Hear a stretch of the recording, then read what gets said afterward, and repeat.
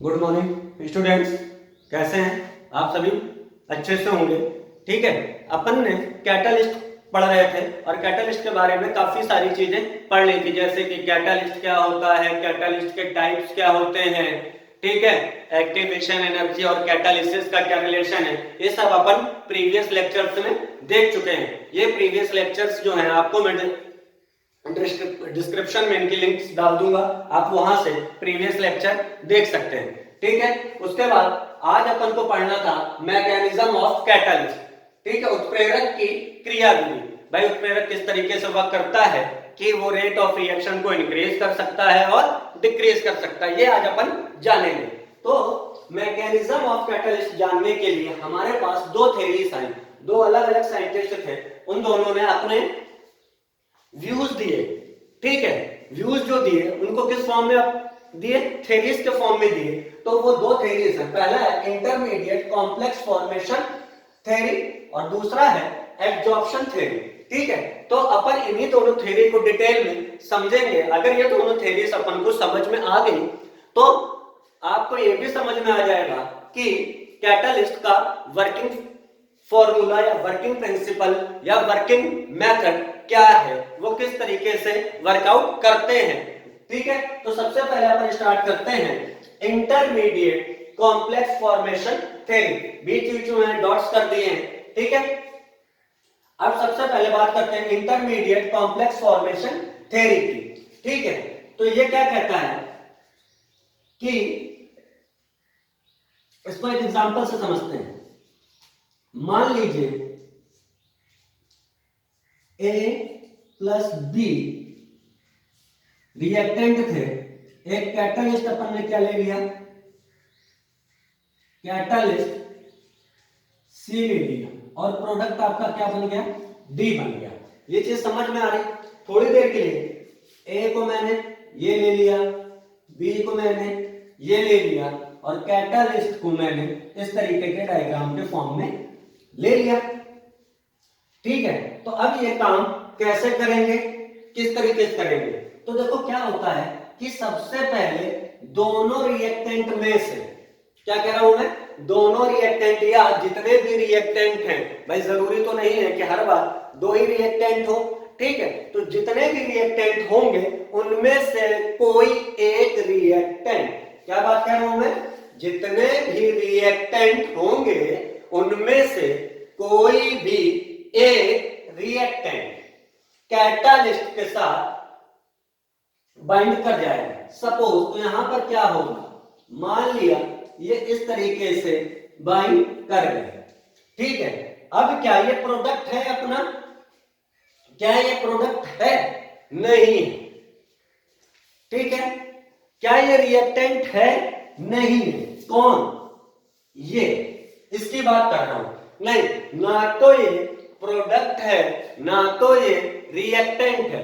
तो जो ना प्रोडक्ट होता है और ना ही रिएक्टेंट होता है, लेकिन कोई एक ऐसा सब्सटेंस या ऐसा कॉम्प्लेक्स बनता है जो कि ना तो रिएक्टेंट है ना तो प्रोडक्ट है, वो क्या कहलाता है? वो कहलाता है इंटरमीडिएट। तो बेटा ये क्या कहलाएगा? इंटरमीडिएट। क्या कहलाएगा? इंटरमीडिएट। और ध्यान रखना बेटा, जो इंटरमीडिएट होता है वो कैसा होता है? अनस्टेबल। कैसा? अनस्टेबल होता है। तो जो इंटरमीडिएट होता है वो कैसा होता है? अनस्टेबल होता है। बताइए, बात समझ में आई? तो क्या होगा कि A प्लस बी कैटालिस्ट का यूज किया, सी का क्या प्रोडक्ट बना रहा है? डी। तो सबसे पहले जितने भी रिएक्टेंट होंगे उनमें से कोई एक रिएक्टेंट आपस कोई भी एक रिएक्टेंट वो कैटालिस्ट के साथ बाइंड अप हो जाएगा और क्या बना लेगा? एक इंटरमीडिएट बना लेगा। इंटरमीडिएट कैसा होता है? अनस्टेबल होता है। अनस्टेबल का मतलब अस्थायी होता है। तो ये बहुत इजीली क्या कर जाएगा? टूट जाएगा या खत्म हो जाएगा। और यही जो आपका इंटरमीडिएट बनेगा वही इंटरमीडिएट, ध्यान से, यही इंटरमीडिएट अब क्या करेगा? इंटरमीडिएट यही अब तीसरे के साथ रिएक्ट करेगा, ठीक है। तीसरे के साथ रिएक्ट करके क्या बना लेगा, तीसरे के साथ रिएक्ट करके क्या बना लेगा, डी बना लेगा, और यहां पर कैटालिस्ट आपका वापस से अलग हो जाएगा। ये क्या है आपका कैटालिस्ट। बताओ बात समझ में आई या नहीं? बहुत सिंपल है। क्या किया, ए प्लस बी कैटालिस्ट लिया सी, और प्रोडक्ट क्या बना लिया D.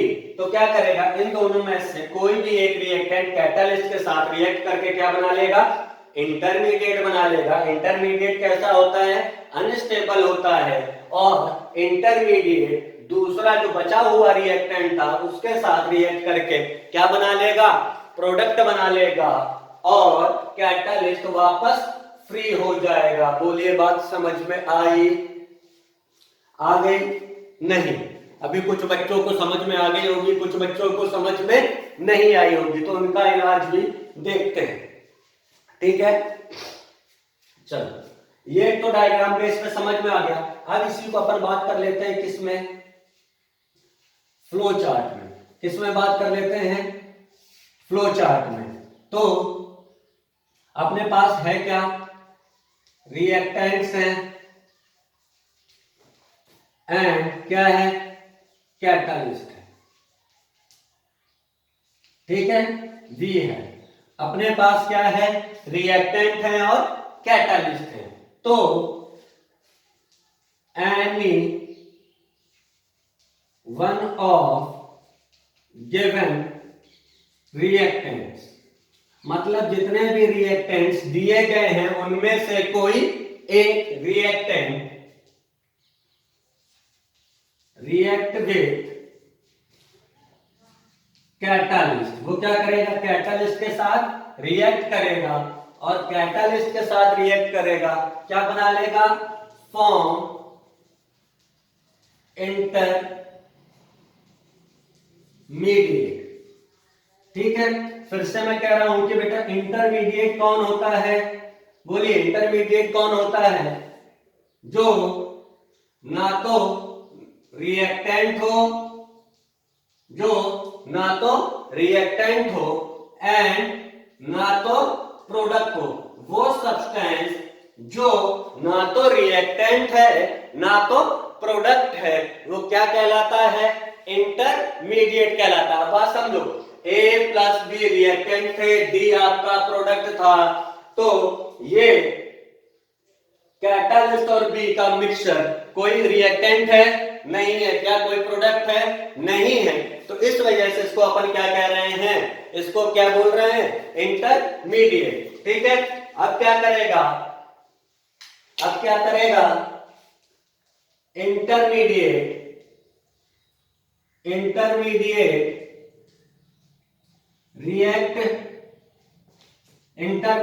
React with other reactant. क्या करेगा, अब इंटरमीडिएट दूसरे रिएक्टेंट से रिएक्ट करेगा, एंड अब रिएक्ट करने के बाद क्या होगा, प्रोडक्ट फॉर्मेशन, क्या हो जाएगा, प्रोडक्ट फॉर्मेशन हो जाएगा, और कैटालिस्ट रिमूव आउट हो जाएगा, वापस बाहर आ जाएगा, जैसे कि इस डायग्राम में दिखाया। देखिए इंटरमीडिएट कॉम्प्लेक्स फॉर्मेशन थ्योरी मैंने आपको दो तरीके से समझाई है। पहले तो डायग्रामेटिक फॉर्म में समझ में आ रही होगी, ठीक है, और तीसरा फ्लो चार्ट के फॉर्म में। अब बात करते हैं तीसरे तरीके से, इसमें मैं आपको केमिकल रिएक्शन एक लूंगा, उससे समझाने की कोशिश करूंगा।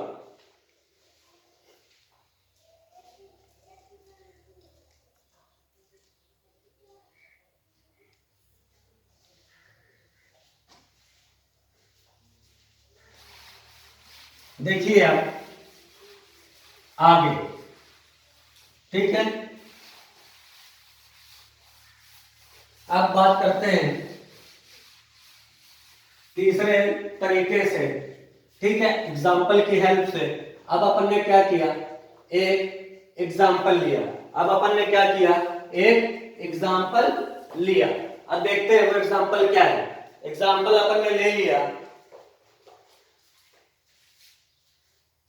2SO2 प्लस O2 गिव्स, यहां पर कैटलिस्ट कौन सा यूज होता था बेटा?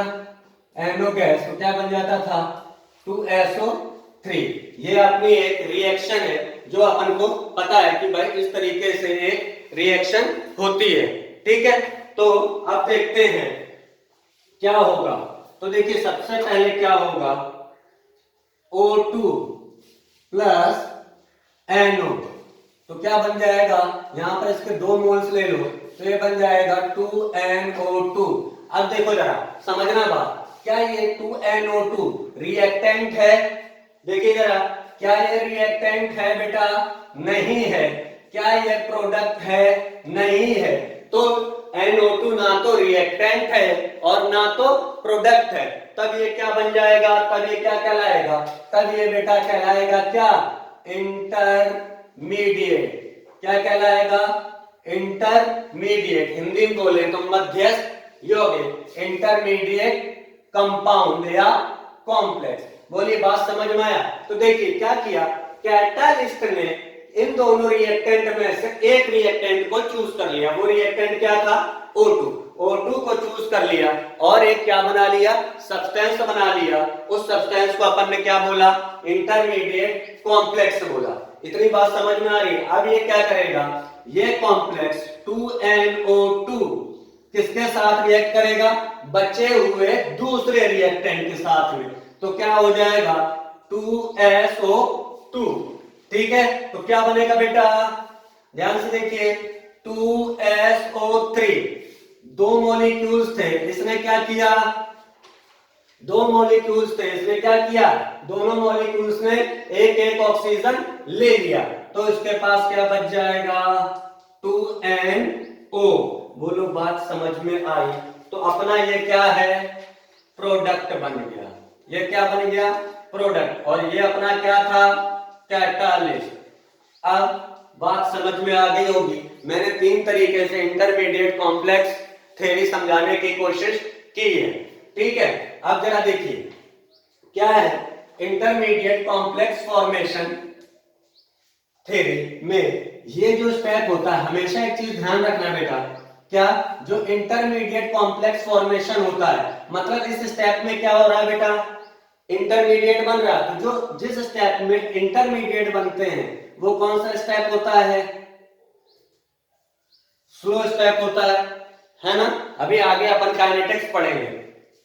ठीक है, तो काइनेटिक्स में भी ये स्लो स्टेप और फास्ट स्टेप्स आते हैं, तो वहां के लिए बता रहा हूं, आगे भी काम आ जाएगा। जो भी इंटरमीडिएट स्टेप होगा, मतलब जिस स्टेप में इंटरमीडिएट बनेगा वो स्टेप कैसा रहेगा? स्लो स्टेप रहेगा।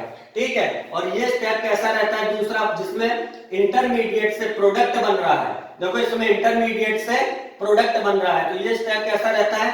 फास्ट स्टेप रहता है। ये कैसा रहता है? फास्ट स्टेप रहता है।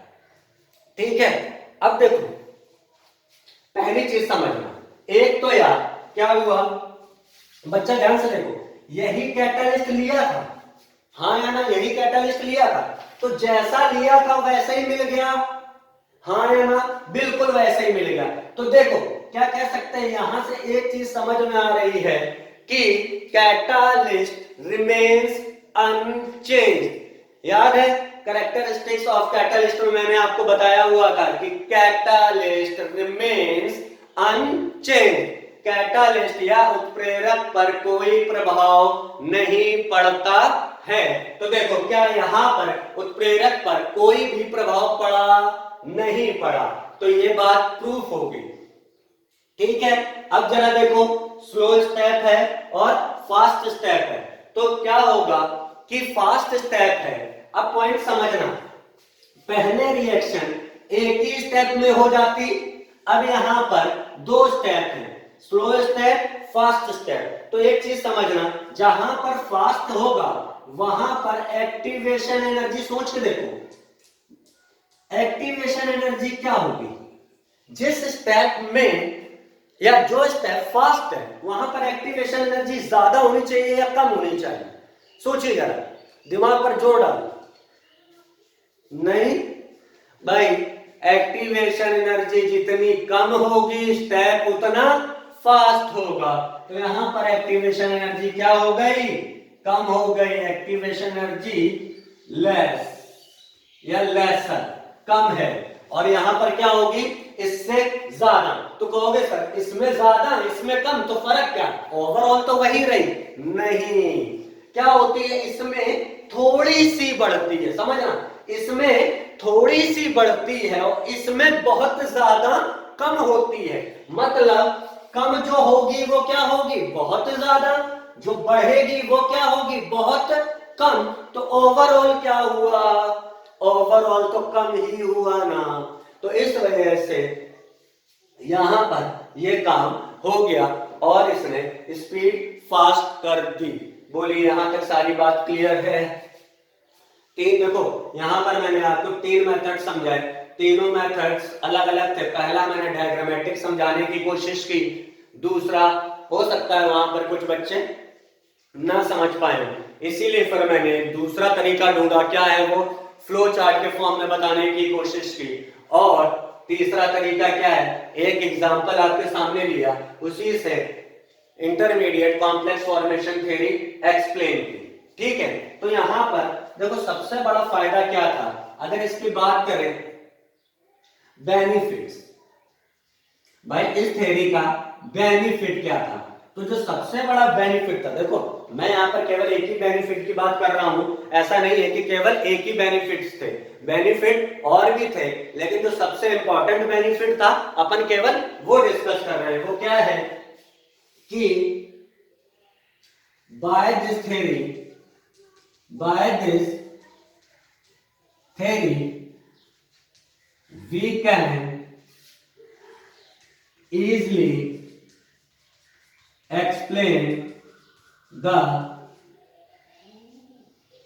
catalyst remains unchanged। ठीक है, कुछ बच्चे ऐसे होते हैं जिनको थोड़ा सा कम दिखाई देता है या कम पढ़ना चाहते हैं, तो उनके लिए मैं ओरली बोल रहा हूं कि ये थ्योरी ये बहुत अच्छे से एक्सप्लेन करती है कि कैटालिस्ट रिएक्शन के बाद भी अनचेंज कैसे रहता है। क्योंकि अपन ने कैरेक्टरिस्टिक्स ऑफ कैटालिस्ट में बात की थी कि कैटालिस्ट जो होते हैं रिएक्शन के बाद भी चेंज नहीं होते हैं, इनको रीयूज किया जा सकता है। तो यहां पर आपको इजीली प्रूफ हो रहा है कि कैटालिस्ट रिमेन्स अनचेंज। अब बात करते हैं इसका ड्रॉबैक। भाई इसका ड्रॉबैक क्या था, ये क्या चीज एक्सप्लेन नहीं कर पाया। तो this theory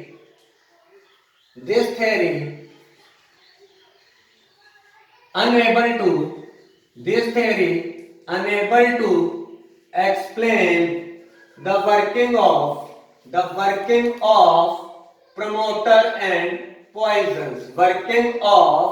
promoter and poisons, ठीक है, and poisons।